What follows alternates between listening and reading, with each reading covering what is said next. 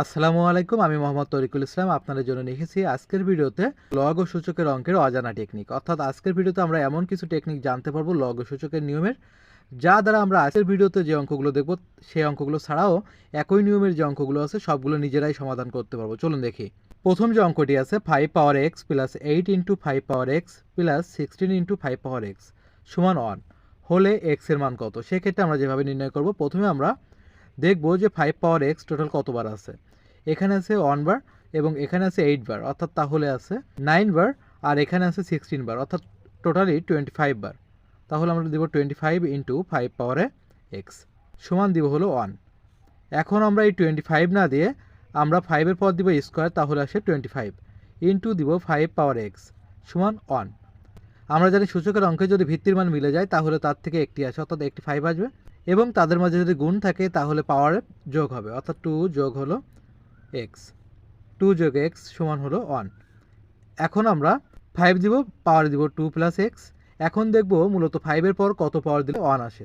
সেক্ষেত্রে আমরা জানি যে কোনো চলকের পর যদি আমরা 0 পাওয়ার দিই তাহলে তার মান 1 আসে। এবার আমরা উভয় পাশ থেকে 5 বাদ দিব, তাহলে 2 প্লাস এক্স সমান থাকবে 0, অর্থাৎ 2 প্লাস এক্স সমান 0। এক্সের মান নির্ণয় করার ক্ষেত্রে এক্স রাখবো সমান, যেহেতু 2 এক্সের সাথে যোগ আকারে ছিল সেটি সমানের ডান দিকে গেলে বিয়োগ আকারে যাবে, অর্থাৎ এক্সের মান হলো -2। এটি হলো এই প্রশ্নের সমাধান। √3 বেজ লগ 81 সমান কত। সেক্ষেত্রে আমরা যেভাবে নির্ণয় করব, প্রথমে আমরা যে মানটুকু আছে এতটুকু রাখবো লগ, আর √3 এটি রাখবো। রাখার পর আমরা যে 81 আছে 81 না দিয়ে আমরা কি করব, এই ভিত্তির সাথে মিল করে আমরা এখানে দিব √3। এবার যেহেতু আমাদের 81 দিতে হবে, আমরা √3 দিলাম, এই জন্য আমরা √3 কে 81 বানাবো। কিভাবে?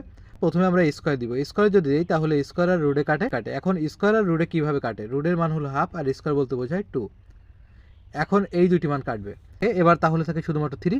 এখন 3-র পর কত পাওয়ার দিলে আসে 81, 4 পাওয়ার দিলে আসে 81, 4 আর 2 গুণ করলে আসে 8, এই 8 আমরা পূর্বে দিব। দেওয়ার পর থাকে কত বন্ধুরা, লগ 3 √3, আর এখানে থাকে √3। তাহলে এখানে দিব 8 গুণ, যদি লগের এই দুটি মান মিলে যায় তাহলে তার মান আসে হলো 1, অর্থাৎ 8 আর 1 যদি আমরা গুণ করি তাহলে তার মান আসে 8। লগ এ ভাগ বি যোগ লগ বি ভাগ এ সমান লগ এ যোগ বি হয়, তবে এ যোগ বি সমান কত। সেক্ষেত্রে আমরা যেভাবে নির্ণয় করব, প্রথমে আমরা এই দুটি থেকে লগ কমন নিব। যদি আমরা লগ কমন নিই আমাদের মনে রাখতে হবে যে মান দুটি আছে, এই মান দুইটির যেহেতু যোগ আছে এটি গুণ হবে, অর্থাৎ এ ভাগ বি গুণ দিব হলো বি ভাগ এ সমান দিব লগ এ যোগ বি। এবার আমরা কি করব, এই মান দুইটি কাটবো, তাহলে থাকে লগ 1 আর এখানে থাকে হলো লগ এ যোগ বি, এ যোগ বি। উভয় পাশ থেকে যদি আমরা লগ বাদ দেই তাহলে এ যোগ বির মান আসে হলো 1। এটি হলো এই প্রশ্নের সমাধান। 2 বেজ লগ 1/32 সমান কত। সেক্ষেত্রে আমরা যেভাবে নির্ণয় করব, প্রথম যে মানটি আছে এই মানটি আমরা রাখবো, অর্থাৎ লগ 2 এটি আমরা রাখবো। রাখার পর এই 1/32 না দিয়ে আমরা এখানে লবে রাখবো 1, এবং হরে আমরা 32 না দিয়ে 2-র পর যদি 5 পাওয়ার দেই তাহলে আসে 32।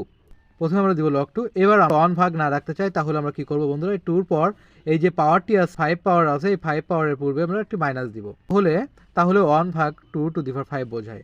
এখন আমরা -5কে পূর্বে নিয়ে আসবো, -5 থাকে লগ 2 আর এখানে থাকে 2। এখন আমরা দিব -5 গুণ লগের এই দুটি মান যদি মিলে যায় তাহলে তার মান আসে হলো 1। -5 গুণ 1 যদি আমরা করি তাহলে আসে হলো -5। এটি হলো এই প্রশ্নের সমাধান। বন্ধুরা এবার যে অঙ্কটি দেখবো এই অঙ্কটি সর্বশেষ অঙ্ক, এবং এই অঙ্কটি অনেক গুরুত্বপূর্ণ একটি অঙ্ক। চলুন দেখি। লগ এক্স পাওয়ার আছে 36 সমান 2 হলে এক্স এর মান কত। সেক্ষেত্রে আমরা যেভাবে নির্ণয় করবো, আমাদের মনে রাখতে হবে যদি কোনো লগের অঙ্ক থেকে লগের মান বাদ দিয়ে শুধুমাত্র এক্স এর মান নির্ণয় করতে হয়, সেক্ষেত্রে আমরা যে কাজটি করব, মূল যে মানটি ছিল তার যে পাওয়ার সেটি সমানের ডান দিকে যাবে, এবং সমানের পরে যে মানটি ছিল সেটি মূলত পাওয়ারে আসবে, অর্থাৎ এক্ষেত্রে এক্স এর পাওয়ার আসবে 2, এবং এই 36 যাবে সমানের ডান দিকে। এক্স স্কোয়ার থেকে এক্স এর মান নির্ণয় করার ক্ষেত্রে আমরা এখানে দিব রুট, তাহলে 36-এর উপরেও আসবে রুট। স্কোয়ার রুটে কাটে তাহলে থাকে শুধুমাত্র এক্স, আর 36-এ যদি রুট করি তাহলে আসে 6। এটি হলো এই প্রশ্নের সমাধান। বন্ধুরা যদি ভিডিওটি ভালো লাগে লাইক কমেন্ট শেয়ার করতে ভুলবেন না। আর যারা নতুন আছেন, গণিতের এমন আরও টেকনিক জানতে চান বা শিখতে চান, তাহলে আমাদের আইডিটি ফলো দিয়ে রাখবেন। ধন্যবাদ সবাইকে।